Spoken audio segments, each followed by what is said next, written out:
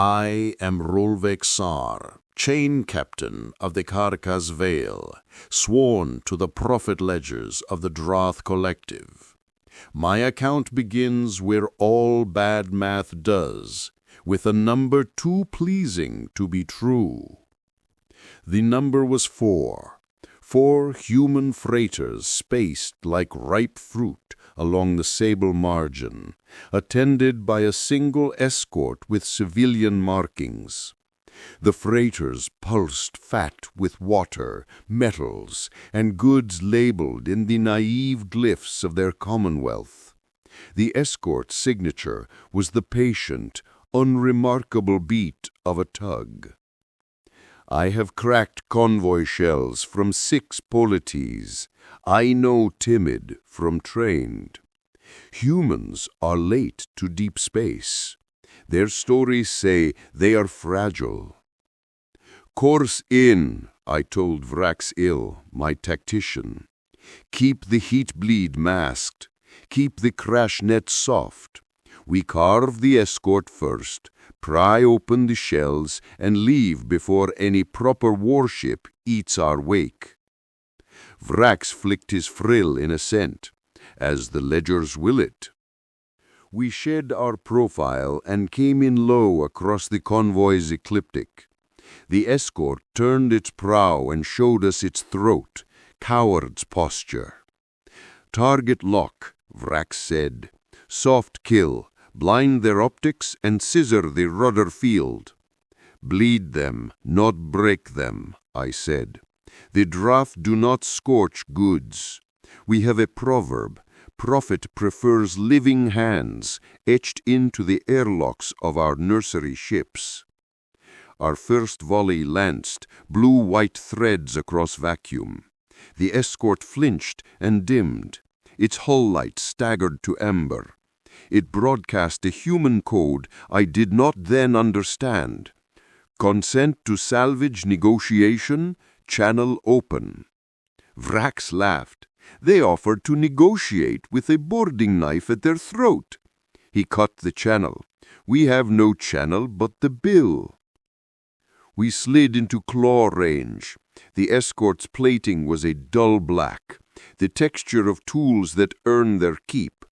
Its name glyph translated awkwardly to the draft throat, ECS Harborite.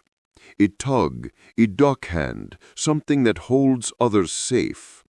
I said, peel it. Grapples fired. The first claw took purchase, the second slipped.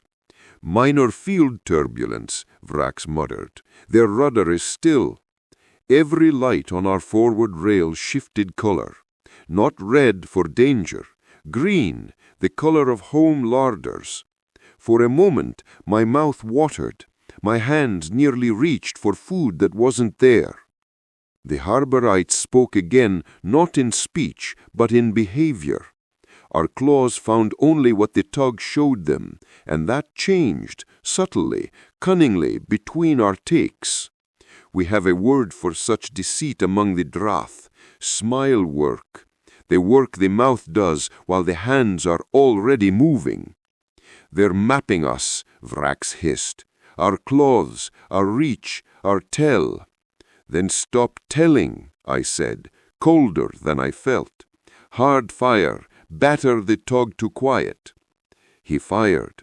The beams kissed the tug's skin and went wide, as if the ship had learned to be elsewhere at the instant of our choosing.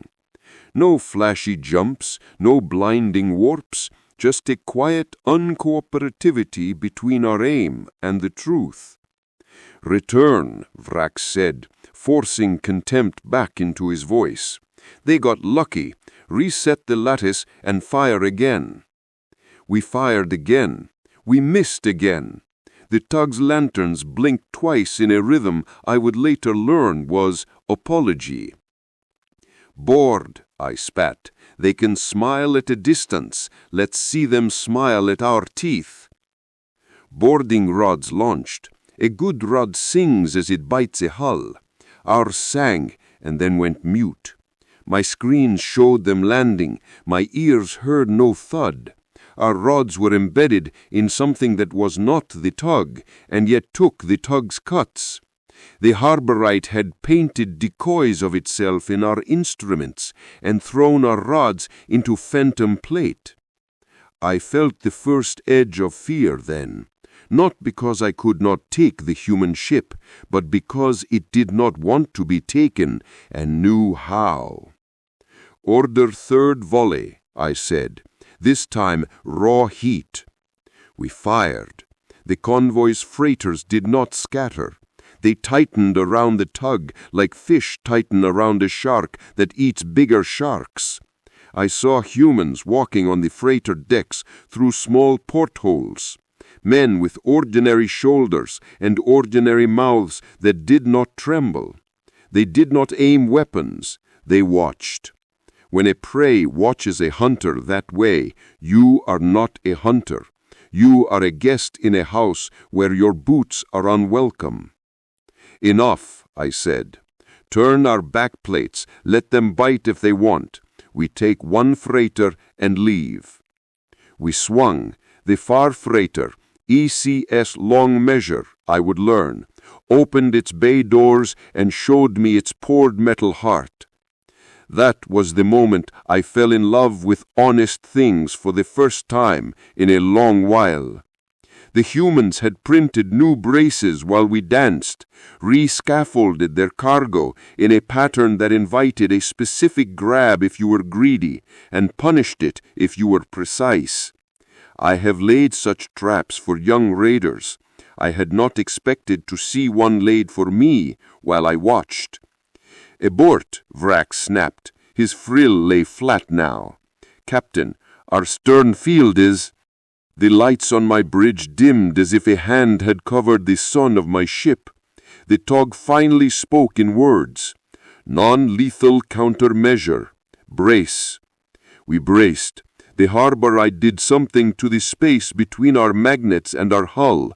Not a weapon in the way the Drath name weapons, but a refusal in the geometry of our expectations. Our heat flowed wrong. Our field took hold and lost hold in the same breath, as if embarrassed by the strength of their own hands. A low tone built in my teeth, and I tasted iron.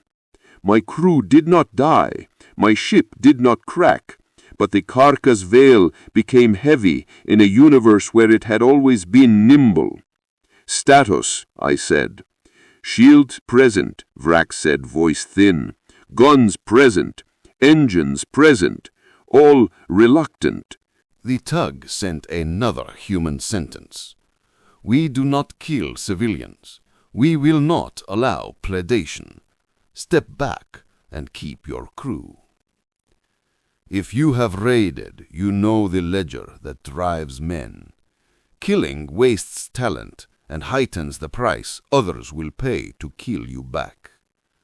The draft take alive when we can. I agreed with the human in principle.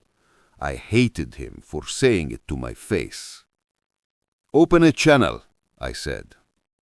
The harborite's bridge showed a human face, square jaw, eyes lined by long watches, a mouth that looked like it would rather drink coffee than words.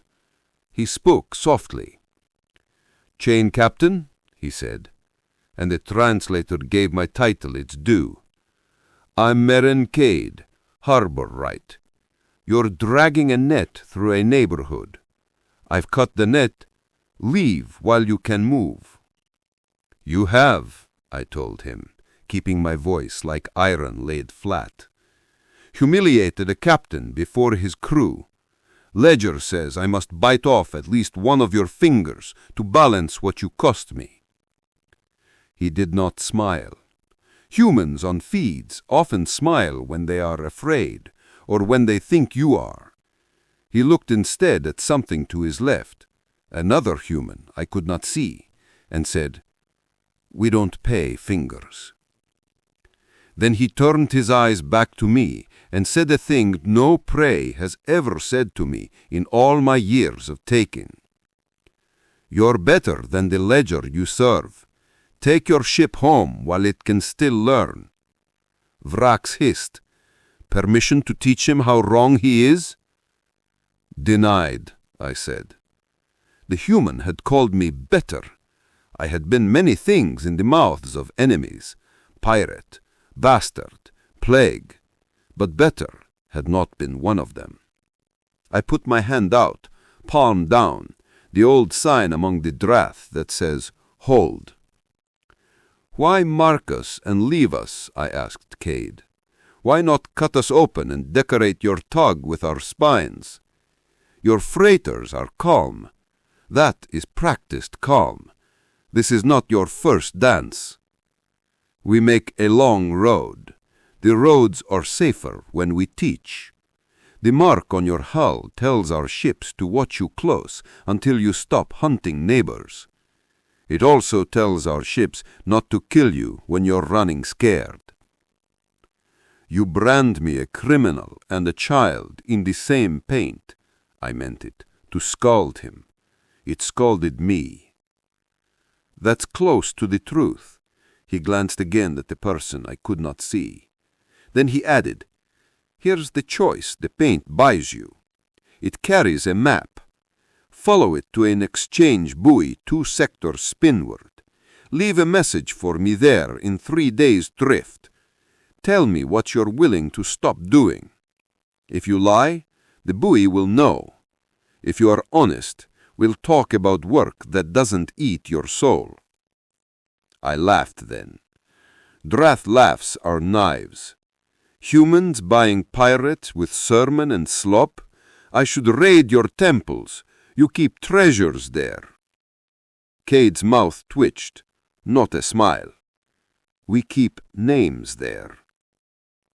The comm went soft. My screen showed no target lock. The human convoy tightened around its tug and resumed the slow certainty of ships that intend to arrive. The mark the human spoke of pulsed faintly on my forward plates, a glyph that made my sensors skip a beat when I looked too long. It was a protection and a promise. "Orders?" Vrax asked. He expected fury. Every man on my deck expected it. The draft ledger demanded it. "Back us off," I said. He stared. "Captain, the ledger." "Will still be here tomorrow. So will my crew. I have lost prophets.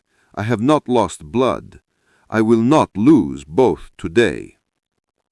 We turned. The carcass whale moved like a beast after a hard winter, aching but awake. I stood alone at the forward port while my men performed the rituals of departure.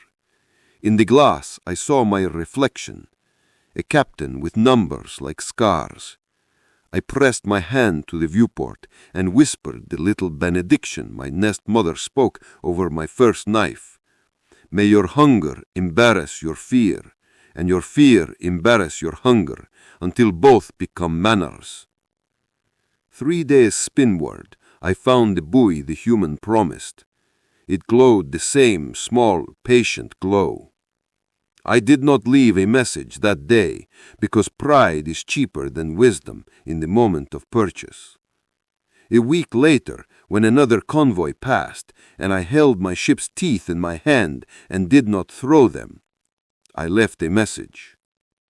"Cade," I said to the buoy, "I am not a child. I am an accountant of appetites. You offered me a ledger that holds names instead of numbers. Tell me the margins. Tell me the penalties. Tell me the pay." The buoy listened.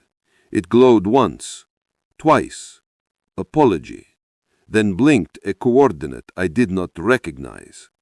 I set a course. "This is my account. If you are Drath and you read it, you will call me coward. If you are human and you read it, you will call me saved.